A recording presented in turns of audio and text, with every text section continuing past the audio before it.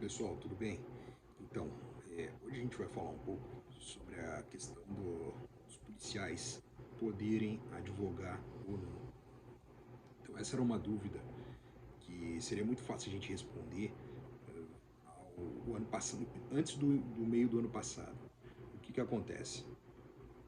O Estatuto da OAB ele era muito expresso, né, quando ele falava sobre as incompatibilidades de algumas atividades.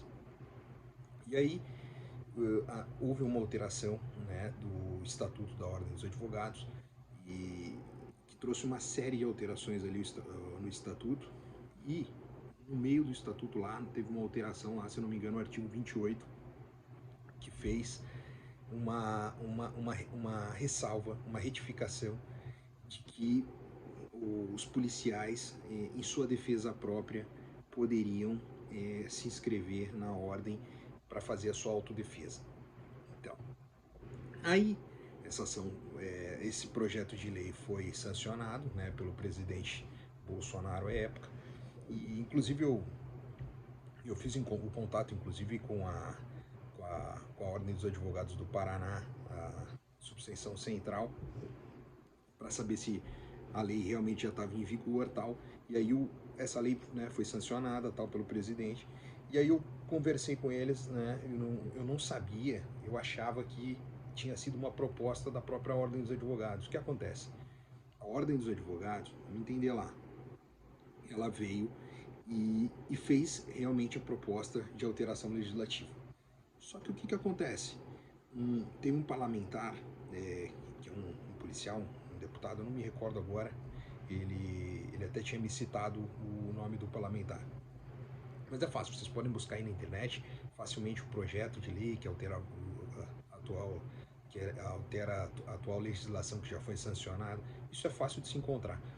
E aí eu perguntei para ele, tá, mas e aí, mas não foi proposta pela própria ordem e tal? Aí trocamos uma ideia e ele me falou que não, na realidade, essa foi uma emenda que foi incluída no projeto e por esse deputado da bancada lá dos policiais e foi sancionada. E aí o que acontece? A OAB Federal fez uma convocação e eles decidiram, por bem, regulamentar essa questão e só que concomitantemente entrar com uma ação, né, direta de inconstitucionalidade. O que de fato foi feito, né? A OAB pegou e fez a ação direta de inconstitucionalidade e tal, inclusive tem como relatora a ministra Carmen Lúcia. Por incrível que pareça, eu estava assistindo um julgamento do CNJ agora há alguns dias, hoje é dia 21 de fevereiro de 2023, né? E me deparei com a Rosa Weber, a ministra Rosa Weber do Supremo, que estava presidindo o CNJ, inclusive num caso em que aquela juíza Ludmila Lins Grilo, que é bastante atuante aí, ou era nas redes sociais, estava fazendo a defesa, ela estava respondendo a um PAD. Na verdade, o PAD foi instaurado nessa sessão. Olha que interessante. Assim que a, assim que a juíza Ludmilla fez a sua defesa tal, assim que ela terminou, não sei se foi logo quando ela terminou ou depois de que alguns ministros votaram, ela se pronunciou nas palavras dela. Ela, poxa, vamos ver depois no final, porque eles estavam votando pela instauração do PAD, né? Só que olha o detalhe, ela chegou e comentou bem assim: vamos ver se lá na frente, esperamos que lá na frente a situação seja esclarecida e que talvez não esteja nessa situação em que apuramos até o momento, e até porque essa questão da defesa emocionada, como assim, querendo dizer que há uma contaminação emocional quando o réu, né, faz a sua defesa. Esse é o ponto. Olha o ponto de vista já dela. Ela é uma das ministras, né, do Supremo. Veja, ela aqui ela já está se mostrando, né, mostrando o ponto de vista deles. A OAB é a mesma coisa. Realmente há essa questão. Quando você, né, quando o policial está envolvido num procedimento, né, então realmente você se contamina emocionalmente. Então, para fazer a sua defesa, é, você tendo alguém imparcial para participar né, para fazer a sua defesa, realmente atuar, realmente dar um salto qualitativo realmente extraordinário, se a gente estiver falando de alguém realmente competente. Mas o que, que acontece? Há uma situação de fato que acontece no país que os policiais trabalhando, eles não têm um suporte jurídico. Então, como se dá na prática isso? O salário dos caras já é sempre muito no limite ali, você não tem uma sobra e o policial está trabalhando, está sempre executando sua função, de repente acontece uma discussão sobre uma prisão, sobre um possível excesso, ele não tem um respaldo jurídico para fazer a defesa dele, mesmo estando em serviço no horário de expediente, seja fardado ou na Polícia Civil ou Federal, não tem esse respaldo. Ou seja, você é funcionário de uma empresa, você está ali praticando alguma atividade, né, acaba, entre aspas, alguém suspeitando de uma situação, a empresa vai se responsabilizar pela sua defesa, você está né, sob, sob o domínio de sua atividade e tal. Na polícia isso não acontece, o policial ele se vê totalmente sem recursos, inclusive para prover sua defesa. Aí o que eles fazem?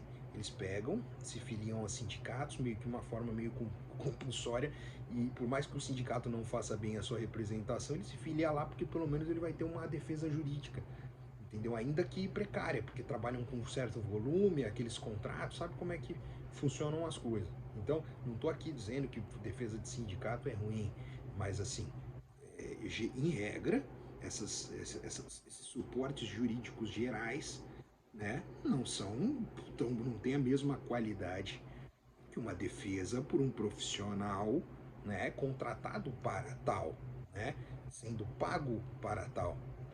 Então, isso que acontece. Então, muitas das vezes, vou dar inclusive um exemplo aqui. Os próprios representantes dali da Polícia Penal, vi na ação, às vezes é uma questão interna, mas eu vi no push do Supremo Tribunal Federal, inclusive nessa ação. Eles não regularizaram a sua representação processual lá, não sei qual foi essa questão, mas não puderam participar como amigos da corte, que são terceiros interessados que vão ajudar o juízo a esclarecer sobre a questão, né?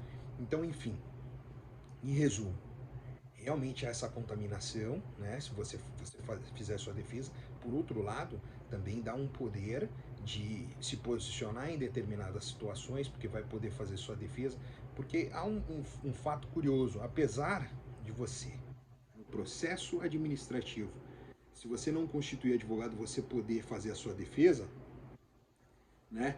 E você não poder advogar, porque assim, se qualquer processo judicial você não quiser advogado, o advogado vai ser obrigatória a presença dele em juízo, né? Você não consegue dispor da sua defesa técnica. A defesa técnica ela precisa se fazer presente.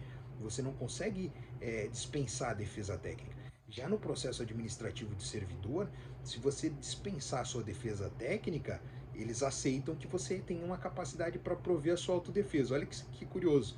Mas também você não pode. Aí, isso é o tribunal que entendeu dessa forma. Por outro lado, se você quiser se inscrever na OAB, é provável que agora a gente, pelo menos, vem se sinalizando de que eles vão julgar, o Supremo vai julgar inconstitucional essa lei. Ouso aqui dizer, já faço um prognóstico, não se entusiasmem. Os policiais que escutam isso, não se entusiasmem que a probabilidade de não dessa lei ser declarada incompatível com o exercício da advocacia, ela é muito clara, inclusive pelos posicionamentos que a gente tem visto aí dos ministros do Supremo. Então, era isso que eu queria passar para vocês. Eu sei que muita gente aí está apreensivo com essa questão. Eu acho que essa informação que eu estou dando é uma das mais recentes aí.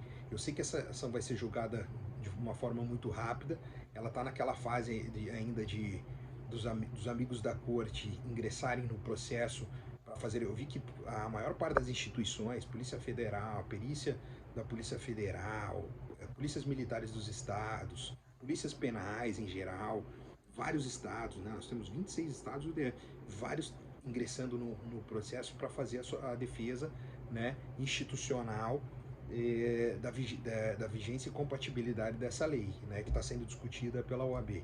Porém, contudo, todavia, a gente está aqui para alertar. E outra, olha o detalhe, o Conselho Federal ficou de regulamentar e aceitar as inscrições, pelo menos aqui no Paraná parece que ainda não está ocorrendo, eles aceitam a tua inscrição, você paga, apresenta a documentação, mas ela está ainda suspensa, pendente da regulamentação do Conselho Federal da OAB, que ainda não fez.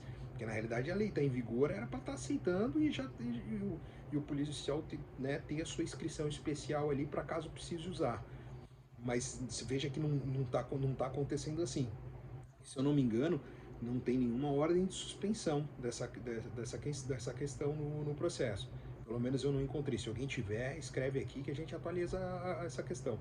Agora o detalhe é esse, o ponto de vista dos ministros. Eles entendem por essa incompatibilidade. Tanto é que pelo menos a Rosa Weber já disse, né, em um outro processo, que realmente não vai bem essa questão.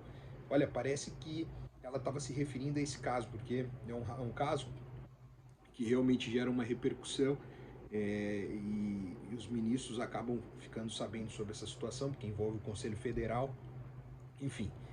Então era isso que eu queria compartilhar com vocês, espero que tenham gostado. Curte aí, escreve aí se você se inscreveu, fez alguma tentativa, se realmente para esclarecer aí, se a gente puder ir atrás de mais informações a respeito. Fechou? Forte abraço.